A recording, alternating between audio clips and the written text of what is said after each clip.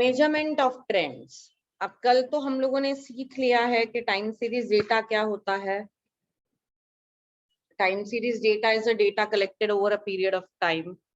Over a period of time collect किए हुए data में कुछ चेंजेस होते हैं। This changes are due to some factors, जिसको हम लोग कंपोनेंट्स कहते हैं, जैसे सेक्युलर है, सीजनल है, साइक्लिकल है या इरेगुलर है। लेकिन जब हम लोगों को ट्रेंड को मेजर करना है तो हमारे पास सिर्फ सेक्युलर को मेजर करने का टेक्निक है। सीजनल या साइक्लिकल इनको मेजर करने का कोई टेक्निक है नहीं।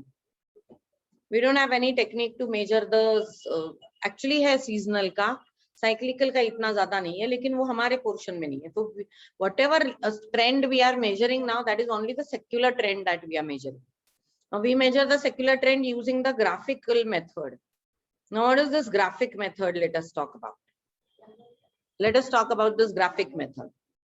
Graphical method एक फ्री हैंड मेथड भी कहा जाता है उसको। हम लोग जो डेटा दिया जाता है टाइम सीरीज का, तो वो टाइम जो है वो एक्स एक्सिस पे प्लॉट होगा।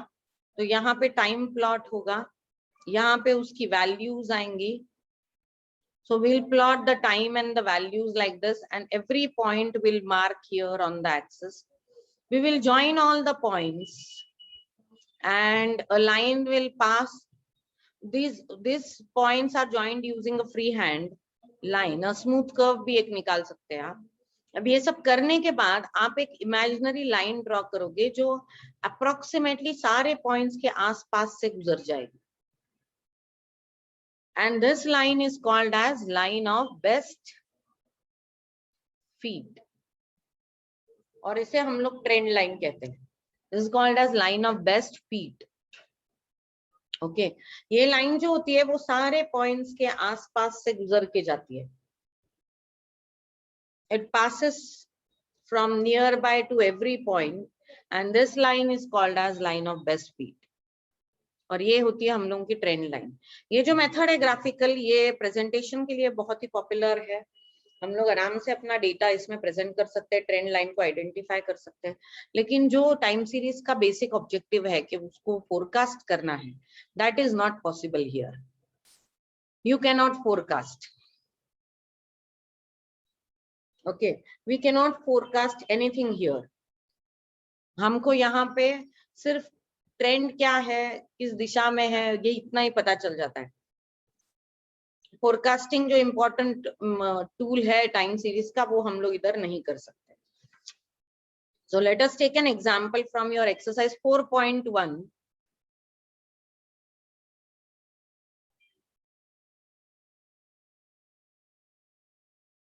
First sum, they have asked you to draw a trend line graphically. जब आप ग्राफ निकालते हो तो आपको स्केल भी लिखना पड़ता है। Now you can draw it on your notebook and later on you draw it on the graph at home for homework. तो ये है मेरा ग्राफ। एक्सरसाइज 4.1 का फर्स्ट सम के बारे में बात कर रहे हैं हम लोग। They have given you the following data gives the production of bleaching powder in 1000 tons in the year 62 to 72. They have given you the years from 62 to 72. So 62, 63, 64, 65, 66, 67, 68, 69, 70, 71, 72. Okay, and then they have given the values in tons. उन्होंने दिया है production 0, तो इसका इधर आएगा point, mark करो।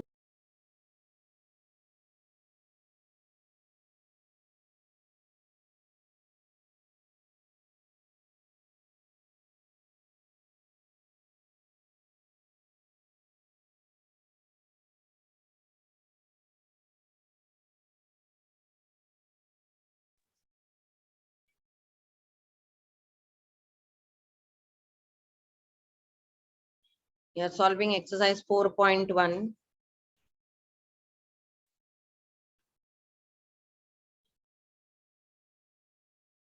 इधर mark होगा 62, 63, 64, 65, 66, 67, 68, 69, 70, 71, 72, और जो उसकी वैल्यूज है वो वाई एक्सिस पे आएंगी। तो यहाँ पे होगा 0, यहाँ पे भी 0 है। एक्सरसाइज 7 4.1 का फर्स्ट सम 64 का 1 है, तो ये यहाँ से मैं थोड़ा यहाँ पे अंदाज से कर रही हूँ, आप थोड़ा ग्राफ पेपर या पेज में थोड़ा ज्यादा अच्छे से कर पाएंगे। Then this is also 1 65, then 66 is 4, 67 is 2, then 68 is again 4, 69 is 9, steep rise है यहाँ पे, 70 is 7, 71 is 10, and 72 is 8, and then we'll join them.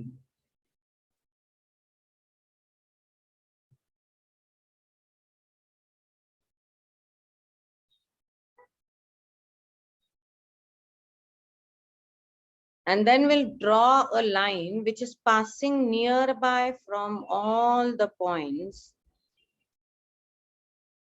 सारे पॉइंट के आसपास से जो गुजर जाती है, एक ऐसी स्ट्रेट लाइन, और ये हम लोगों की ट्रेंड लाइन है। ये है आपका graphical method of present measuring the secular trend. हम लोग सिर्फ सेक्युलर ट्रेंड मेजर करते हैं। एक स्ट्रेट लाइन होगी, ये थोड़ी मेरी दिखने में स्ट्रेट नहीं है। This will be a straight line which will pass from near by points. तो ये यहाँ से पास होके सपोज सारे पॉइंट्स के आसपास से ये पास हो जाएगी। बिल्कुल स्केल डाल के स्ट्रेट लाइन निकालना है। यहाँ पे मेरे पास स्केल नहीं है तो फिर वो स्ट्रेट नहीं आती है। And you will write down a scale here for the graph. 1 centimeter on x-axis is 1 year and 1 centimeter on y-axis is 1000 turns.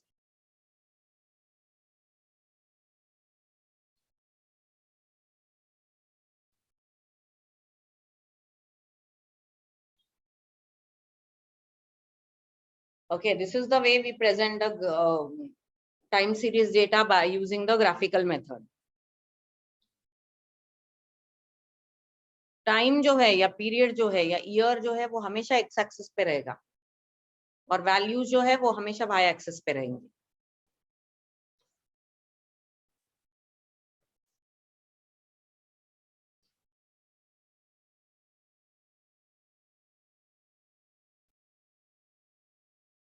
सो एक मेथड हम लोगों ने अभी सीख लिए, दैट वाज ग्राफिकल मेथड। हम लोग ग्राफ पे वैल्यूज को प्लॉट करके we find out the trend line. Now the next method is actually least square, लेकिन उसके पहले एक मेथड के बारे में हम लोग बात करेंगे, that is moving average method. Very interesting and very easy also. What we do in this moving average method, हम लोग मूविंग टोटल निकालते हैं इसकी, और उसको हम लोग number of years for which the average is to be done उससे डिवाइड करते हैं। This is very simple. Suppose this is my data, तो ये है एक्सरसाइज 4.1 का question number 3। Question 3, they are saying obtain the trend line for the above data using 5-year moving average. Moving average. तो same data है, सिर्फ उसको moving average से solve करना है। I'll write down 62, 63, 64, 65, 66, 67, 68, 69, 70, 71, 72, और इनकी कुछ वैल्यूज उन्होंने दी थी प्रोडक्शन की। That was 0, 0, 1, 1, 4, 2, 4, 9, 7, 10, 8। ओके, अब इसकी मूविंग एवरेज निकालनी है, और वो भी 5-year मूविंग एवरेज। तो मैं पहले 5-year मूविंग टोटल निकालूंगी। तो मैं क्या करूंगी 62 से लेके पहले 5 साल, तो 62, 63, 64, 65, 66, ये पहले 5 साल हो गए। 0 + 0, 0 + 1, 2 और 2 and 4, 6, तो ये 5 साल की टोटल क्या हुई 6। This is production in 1000 turns, right? 6000 tons, and that 1000 I will 6000 I'll write down in front of the middle. तो ये क्या है 62 से लेके 66 तक, मैं 64 के सामने लिखूंगी उसको, in front of the middle one. This is 6000, तो ये thousands में ही है इसलिए मैं इसको 1000 नहीं लिखूंगी पूरा, I'll just write down 6. Okay, अब मूविंग का मतलब क्या है, now I will exclude this 62 and include this 67. तो अब मैं टोटल करूंगी 63 से लेके 67 तक, होगा 0 + 1 1 + 1 2, 2 + 4 6 7 8, और वो टोटल होगी मिडिल ईयर के सामने, तो इसका मिडिल ईयर होता है 65, उसके सामने उसकी टोटल होगी 8.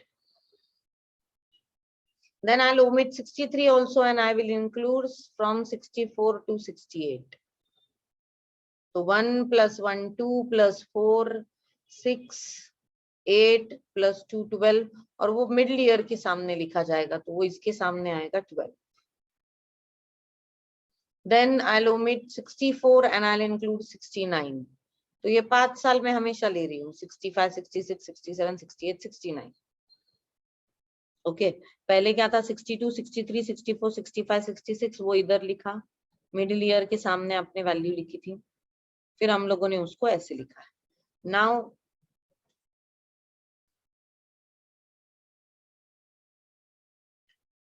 I will add from 65 to 69. So 1 + 4 5 6 7 7 and 4 11 11 and 9, so it will be 20, और वो इसके सामने लिखा जाएगा. तो ये 65 से लेके 1 + 4 5 + 7 + 2 7 7 11 + 9 20. This will be written here.